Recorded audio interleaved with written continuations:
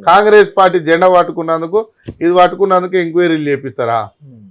మా local డీసీపీకి phone చేసి ఏదేదో చెప్తారు అంట, ఏమైనా కేసులు ఉంటే వెతుకురు, లేకుంటే లేని వేయరండి. లేని వేయరండి, ఏం కేసులు వేస్తారు లేనివి? అంటే నేను దొంగనా, నేను లంగనా? ఏంటంటే దాని ఉద్దేశం ఏంటి? కావాలని ఇప్పుడు కాంగ్రెస్ పొమ్మన లేక పొగ పెడుతుంది బీసీలందరి మీద. ఇప్పుడు కొండ సుష్మిత పటేల్ బీసీలు, తర్వాత ఎస్టీలు కూడా, ఎస్టీలకు కూడా పోవడం మీరు నాకు ఆయనకు ఈయనకు రెడీ అయింది. పోతుండగా 12 మంది ఎమ్మెల్యేలు చైర్మన్లు పోతురు కదా. టార్గెట్ పెట్టిరన్నట రేవంత్ రెడ్డి గారు. రేవంత్ రెడ్డి పెట్టినా ఇంకో ఆయన పెట్టినా నాకు అనవసరం. పెట్టిండ్రు కాంగ్రెస్ పార్టీ మొత్తం బయటికి వెళ్ళగొట్టి సైకిల్ కాంగ్రెస్ సెటిల్ అయిదామని చూస్తుంది. చేస్తారా? అది పాసిబిలిటీ ఉందా? దానికి పాసిబిలిటీ ఉందా?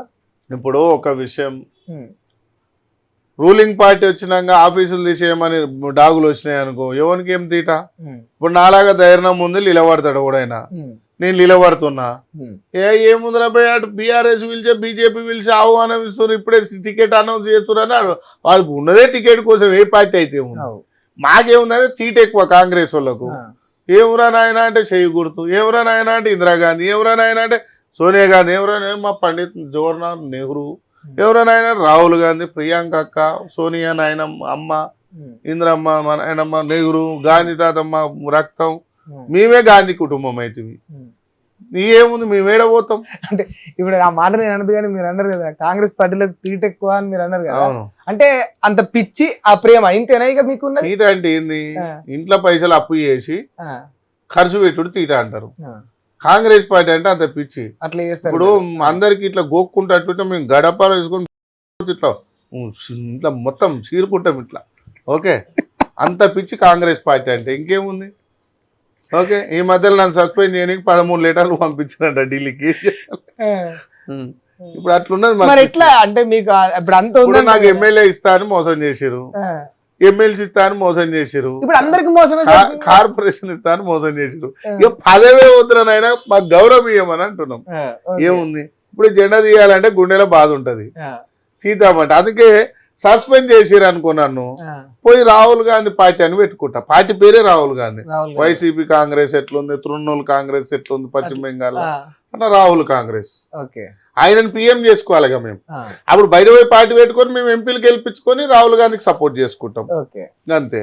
అప్పుడు ఆర్ కాంగ్రెస్ అన్నట్టు పెట్టుకుంటాం. R Congress, right. మంచిగా నువ్వు కూడా పెట్టినావు, మంచిగా ఏఎస్పై కాంగ్రెస్ పార్టీ.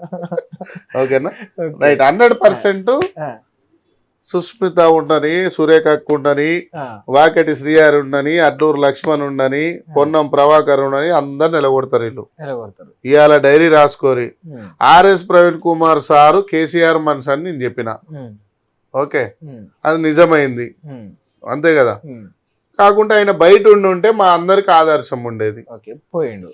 ఇప్పుడు వీళ్ళు ఇప్పుడు మీరు కొన్ని పేరు చెప్పారు, వీళ్ళందరినీ పంపించేస్తారా ఇప్పుడు? ఇంకో విషయం కూడా చాలా చెప్తా. 4 పార్టీలు తిరుగుతున్నాయి బయట, 4 కూడా మా రేవంత్ అన్న మనుషులే. ఓకే, తీన్మార్ మల్లన్న మా రేవంత్ అన్న మనిషి, కవితక్క మా రేవంత్ అన్న మనిషి, విశారాధన్ మా రేవంత్ అన్న మనిషి, పృథ్వీరాజ్ యాదవ్ మా రేవంత్ అన్న మనిషి. కవిత రేవంత్ మనిషి. సరే, మీరు చెప్పిన 3 గురించి ఆలోచించడానికి అవకాశం ఉందేమో కానీ కవిత కూడా మా రేవంత్ అన్న మనిషి. ఆమె కేసీఆర్ బిడ్డ కదా, కేసీఆర్ మీదనే ఉండొచ్చు. ఇప్పుడు ప్రభుత్వం లేదు కదా, వచ్చింటారు కదా. గుత్త సుఖేందర్ రెడ్డి ఇక్కడ పైసలు లేవా? రాగానే కొడుకు చైర్మన్ కాలేదా? అట్నే ఇమ్మ కూడా ఏముంటది, అంతేనా మరి. ఇప్పుడు పివి నరసింహారావు దేశ ప్రధాని బిడ్డ వచ్చి కేసీఆర్ దాంట్లో ఎమ్మెల్సీ కాలేదా? అయిందా లేదా? హైదరాబాద్, రంగారెడ్డి, మహబూబ్ నగర్. పిఎం బిడ్డ రాగారేంది, సీఎం బిడ్డ మా అన్నకాడికి వస్తే తప్పేముంది? పార్టీ నడిపిస్తే తప్పేముంది? అట్లా.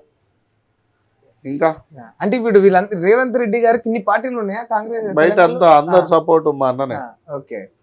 ఫైనాన్షియల్ గా అన్ని విధాలుగా తెలియదు కానీ పార్టీలు అయితే మద్దతు. ఇప్పుడు మన పోయి ఫుట్బాల్ ఆడుతుండు, క్రికెట్ ఆడుతుండు కాంగ్రెస్ ఎమ్మెల్యేలతో. ఓకే, కవితగా పోయితే దండం పెడుతుంది అప్పుడప్పుడు. విశారాధన్ రేవంత్ మంచోడే కానీ కాంగ్రెస్ వాళ్ళు మంచోడు కాదంటాడు. ఇక అనిపిస్తుంది ఒక్కొక్క మాట, కానీ చూస్తున్నాం, ఇంకా చూస్తున్నాం మేమంతా. వచ్చిన కొడుకులు పోయి పోచారం శ్రీనివాసరెడ్డి వీళ్ళంతా ఎగురుతురు కదా. బిడ్డ మీ సంగతి చెప్తాం.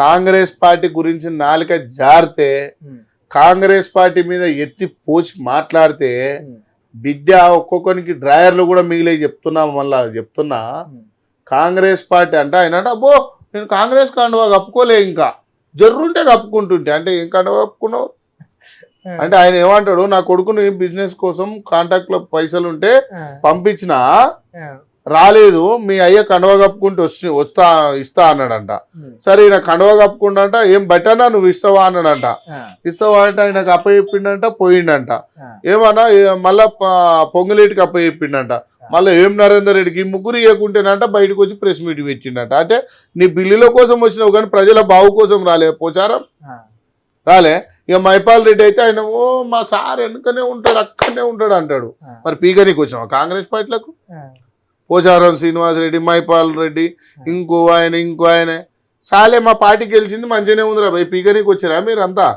మా పొట్టల మీద కొట్టిరు కదా మీరు వచ్చి ఒకడైతే ఆడవాడు సంజయ్ వచ్చిండు ఆయన శిష్యుడు కూడా మా జీవన్ రెడ్డి శిష్యుడిని చంపే ఏం చెప్పాలి కాంగ్రెస్ పరిస్థితి ఏం చేయాలి మొన్నటిదాకా 10 ఏళ్ళు ఆ కొడుకులే టార్చర్ పెట్టారు మమ్మల్ని ఇప్పుడు వచ్చి ఆ కొడుకులే టార్చర్ పెడుతురు మళ్ళీ వచ్చి ఇళ్ళకి వచ్చి అట్లా బాధ అనిపిస్తుంది ఇక రేవంత్ నాకు అర్థమైతేనేమో థ్యాంక్ యూ అర్థం కాకుంటే ఏమని బాధ అంది.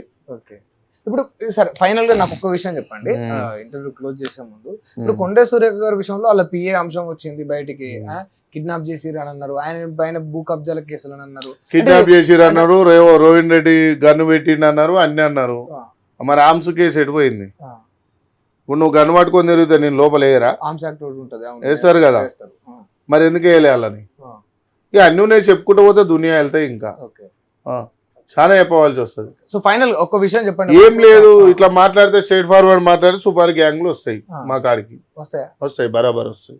మరి ఎట్లా ఎదుర్కొంటారు అరే మంచి మంచి బీజేపీని ఎదుర్కొన్నాం బీఆర్ఎస్ ను ఎదుర్కొన్నాం బొత్తుల సూపర్ గ్యాంగ్లను ఎదుర్కొని పెద్దగా మేము ఖాళీగా ఉన్నాం ఆ గాజులు వేసుకొని తప్పు చేయనన్ని రోజులు భయపడం తప్పు చేయనన్ని రోజులు భయపడం తప్పు చేసిన రోజు ఆనకన్నా పోయి చెప్పు. మీ కాడ కూడా ఉన్నారా రౌడీలు గుండాలు? లేరు అన్న మేము మంచి మరి మీ కాడ ఎవరు ఉన్నారే?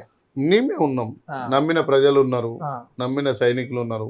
పీజీఆర్ సార్ కొట్లాడేటప్పుడు వాళ్ళు ఉన్నారు ప్రజలే ఉన్నారు కదా అంత పెద్ద రాజశేఖర రెడ్డి సార్తో కొట్లాడిండు ఆయననే ఆదర్శం మాకు.